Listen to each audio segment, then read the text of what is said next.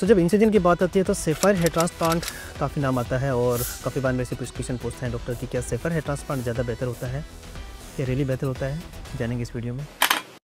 सो hello दोस्तों, doctor Jahangir this side and hair transplant के कुछ 2 या 3 स्टेप्स होते हैं। उनमें से सबसे जो इंपॉर्टेंट स्टेप होता है वो होता है आपका हेयरलाइन डिज़ाइन करना, और सेकंड जो मोस्ट इंपॉर्टेंट जो पार्ट होता है वो होता है आपका यहाँ पे स्लिट्स बनाना। और स्लिट्स बनाने के लिए हम अलग अलग तरह की चीज़ें यूज़ करते हैं। उनमें से हम कुछ नीडल्स यूज़ कर सकते हैं, हम जो है वो कुछ कट्टू साइज ब्लेड यूज़ कर सकते हैं, और कहीं ना कहीं नाम आता है कि सफ़ायर ब्लेड नाम का कुछ हेयर ट्रांसप्लांट होता है। तो क्या ये क्या है और ये सफ़ायर ब्लेड क्या होती है?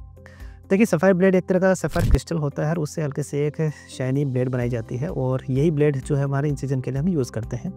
और इंटरनेट पर और सोशल मीडिया पे काफ़ी जो है वो पॉपुलर है ये sapphire blade hair transplant. Okay, so basically क्या होता है कि ये ब्लेड है जो कि हमारे इंसिजन करने के लिए होती है। और अगर हम बात करें कि दूसरे जो ट्रेडिशनल जो हमारे ब्लेड्स वगैरह हैं उससे कुछ कंपेयर करें तो ये माना जा सकता है कि ठीक है, ये ज़्यादा शार्प होती है, इसमें कटिंग बहुत अच्छी होती है, और कह सकते हैं कि जब शार्प कटिंग होता है तो हम एक अच्छा उसमें डेंसिटी भी दे सकते हैं उसके अंदर। ओके, और साथ साथ फ़ायदा इसमें ये भी होता है कि आपका जो है वुंड हीलिंग जो है बड़ा ईजी होता है, क्योंकि वुंड ज़्यादा बड़ा नहीं बनता है। ओके, तो अगर शार्प कटिंग होती है तो जितना अच्छा कटिंग होगा उतना अच्छा हीलिंग होने का चांसेस रहता है। ओके, और अगर कोई भी कट अच्छा नहीं है तो उसको हीलिंग में प्रॉब्लम आती है। ओके, तो 2-3 तरह के इसमें फ़ायदे हैं हमारे पास में। ओके, कि एक तो हम अच्छा डेंसिटी दे सकते हैं इससे, ठीक है। सेकेंड है कि इसमें ऊजिंग ज़्यादा नहीं होती है, वुंडिंग ज़्यादा नहीं होती है, और हीलिंग प्रॉपर होती है। 3-4 फ़ायदे होते हैं हमारे सफ़ायर जो ब्लेड से, है ना।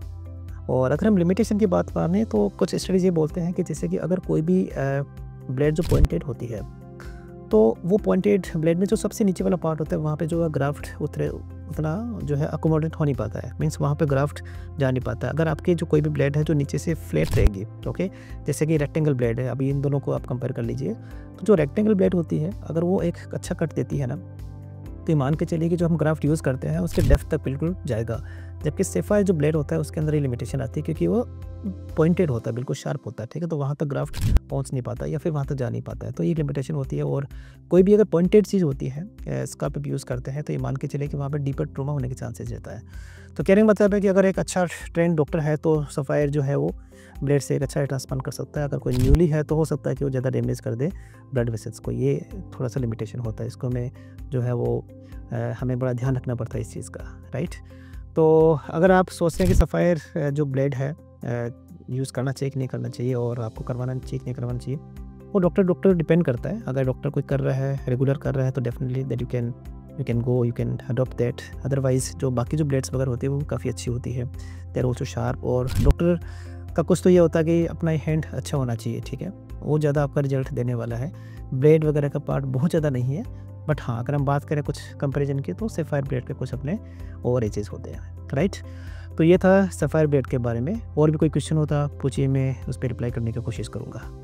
Thank you.